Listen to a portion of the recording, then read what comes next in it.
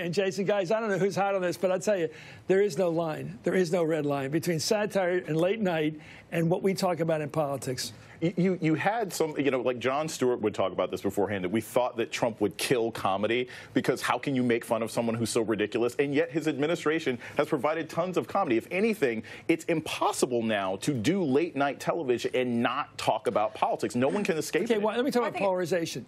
Because is it true that, I mean, SNL, oh, you had a better thought, I can tell. Go ahead with you. No, I just think it's a way of national self-soothing in a way, because when you think about the numbers of people who didn't vote or who didn't vote for Trump, it's many, many millions more people.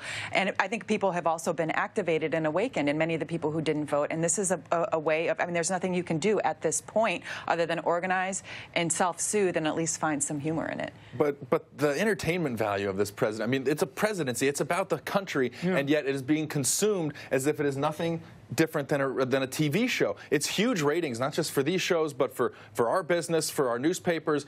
And, so a presidency that is, by most accounts, not a real successful presidency so far, approval rating in the 30s, is a smash hit on TV. And the issue is, when you step back from it, people are eating all this stuff up every night on TV, and they can't seem to get enough of it. Are people comprehending the gravity of this? Sometimes you don't sense that the president comprehends the gravity of it. He jokes about stuff, too. When he says offensive things, the next day the response is, oh, he was joking. Well, Charlie Chaplin made fun of Hitler. Not that he's Hitler or anything, but Charlie Chaplin made fun of that dictator, and it was funny. But then we realized how Hitler wasn't just a pain in the butt. He was horrible. And so humor and satire didn't cut it, right? Victor Borge, the great comedian I grew up with, who was Danish, who was Jewish and escaped from the Nazis. He made a living making fun of the Nazis till he had to escape Europe.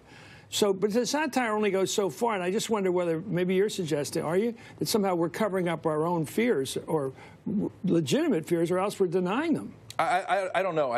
You can tell that there is just this sort of, everyone's feeding the beast all the time. Nobody can seem to get enough of stories and coverage about this administration. Perhaps that's because everybody's kind of on edge about it. But the entertainment value of this is undeniable, and I don't know what. Well, yeah, every conversation I've been in Washington or anywhere in the Northeast is the same. Now I know I run in that circle, progressive to moderate, whatever, but everybody seems to say, I know the conversation is different in Texas or in Alabama. We know it is. Is it different? Are they watching SNL? Are they watching Colbert? In those parts of the country, are they? There are people who still find, even conservative people, who still find some humor in some of the antics. They can still laugh at Sean Spicer. Now, they may be laughing for different reasons than liberal people do. They can still laugh at Scaramucci's antics. This is catharsis for a country that is desperately waiting for the 2018 midterm elections. That's what I think this is really building towards, because people, they can't vote him out. They can't say, I feel sorry enough. They've got to laugh until they have an opportunity to really express how they feel about this presidency next year. And it's Whistling past the graveyard. Yes.